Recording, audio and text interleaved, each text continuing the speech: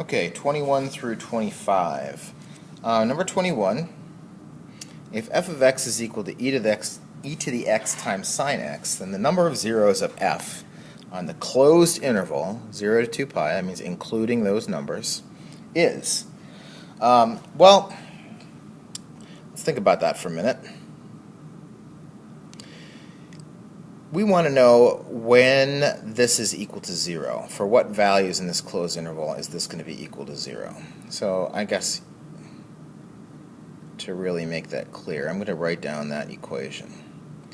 Now 0 is a very, very special number for a lot of reasons, one of which is that we have this special property of multiplication. If you're multiplying together two things and getting 0, then the only possible way that can happen is if one of these things is 0. No other numbers have that property. For example, if I have something times something equals 5, well, there's any number of ways. That tells us very, very little about what the two things could be. It gives us a relationship between them, but it doesn't allow us to determine possible values. Now here, this is different. This is why, since the early days of Algebra 1, you were taught to get everything on one side of the equation so there was a 0 over here. It's because of the special property that 0 has. If this seems very self-evident to you, then that's fantastic. If it doesn't, you might want to just take a couple of minutes to reflect on that, like the situations in which you have learned to get everything on one side and get the 0 over there, and why you're really doing that. So anyway, with that fact in mind, that the only way the product can be equal to 0 is if this is 0 or this is 0, then we will consider when these things could be equal to 0. Now e to the x, after thinking about that for a few minutes, we'll come to realize that's never equal to 0. You cannot take a positive number, like e, 2.71828, etc., and raise it to a number and get 0. In fact, you can't get it to be negative either, right? And you can reflect on that, and you can also remember, oh yeah, well, the graph of e to the x looks like this. It never crosses the x-axis. It's never equal to 0.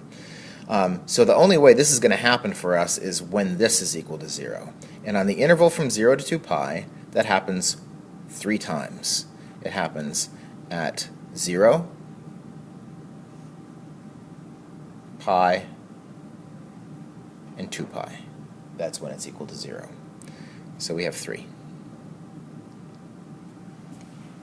Number 22.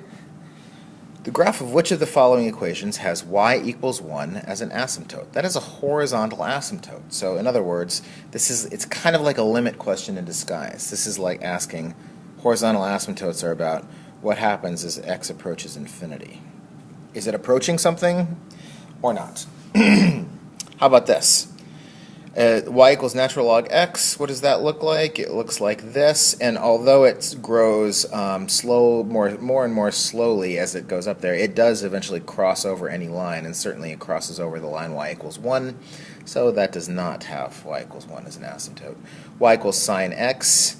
It never crosses y equals 1, but neither does it get closer and closer to it forever. It just keeps doing its oscillating thing in between 1 and negative 1. So that's not the answer. As x approaches infinity, this is like one of those limit problems that I hope you remember, where the highest power is the same on the top and the bottom. So if you plug in things like, oh, say a billion, this is like a billion over a billion and one. Well, that's really, really close to 1. And a trillion over a trillion and 1 is even closer to 1. Now that, in fact, does have y equals 1 as an asymptote. This one has a higher power on the top, so that's going to blow up. That's going to go to infinity. And this, e to the negative x, that's like the e to the x function that we just drew a minute ago, but flipped like this.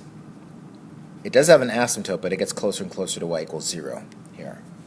So C is the correct answer. Excuse me. Number 23, let f and g be odd functions. Remember what that means. That means they have that pinwheel kind of symmetry. It means that they are like something like the sine function is an odd function. and so on, right? That's what that means. If P, R, and S are non-zero functions defined as follows, which must be odd? So F and G are both odd. We want to know, is F of G of X, is that odd? If you add two odd functions together, do you get an odd function? And if you multiply two odd functions together, do you get an odd function? Well, let's see. Let's use some examples here and see if that doesn't help us out. I'm going to actually start with 3. A classic odd function is, of course, the line y equals x. It's an odd polynomial function. Only odd degrees show up. And you can see if you take that function, make f and g both the odd function y equals x, then this would be y equals x squared, which is even. So that doesn't work. How about if you add it to itself? That would still give us y equals 2x. That's still an odd function, right? It's the power that we're interested in there. And messing around with a few odd functions, I think you will find that this is still going to be odd. And then the composition of two odd functions is also going to be an odd function. So I think we have 1 and 2 here. There's a kind of nitty-gritty algebraic way of working through this. And I'm going to outline that for you, and I'll let you try that. But one of the ways of describing an odd function is like this.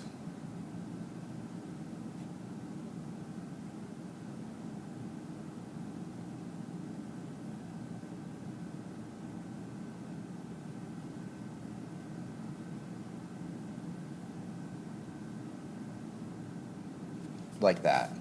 Odd functions are functions where you can move a negative sign out like that. Or one way of understanding that is, excuse me, if you move that negative sign to the other side, which is algebraically equivalent to this, it's like saying that f of x is equal to negative f of negative x. And thinking of this in a sort of graphical way, you could justify it this way. Odd functions are such that whatever happens over here, this sort of opposite happens over here. So if I had a point here, x, this is the point x comma f of x, when you go over here, you have to have the point negative x, negative f of x, but of course this is the same function, so that negative f of x has to be equal to f of negative x. Right? It is that point. So that's why those two things must be equal to each other. And if you start from here and then work with that definition, you can work your way through what has to be the correct answer there. And I'll let you try that. All right. Number 24. If the function f is continuous for all real numbers, and if the function f is here, when x is not equal to negative 2, then f of negative 2 must be equal to, well, this is a limit question. This is like a plugging the hole question.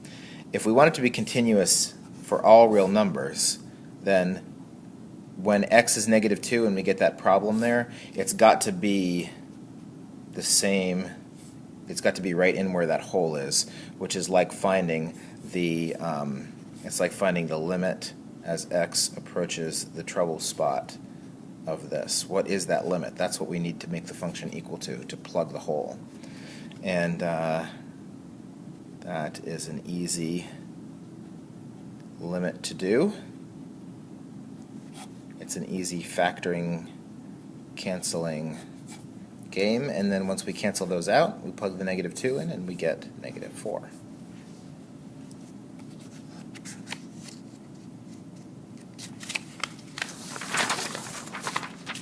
Number 25, we have if h is the function given by h of x is equal to the composition f of g of x, where f of x is this and g of x is this, then h of x is Well, it looks easy enough. We want to do f of g of x. So f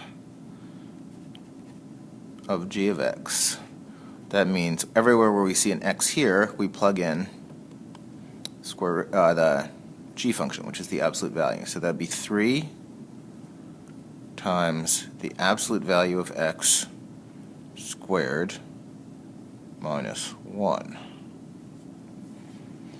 Now, that doesn't show up exactly like that. What we need to realize here, and I think it's pretty easy to realize, is that this is the same thing, right?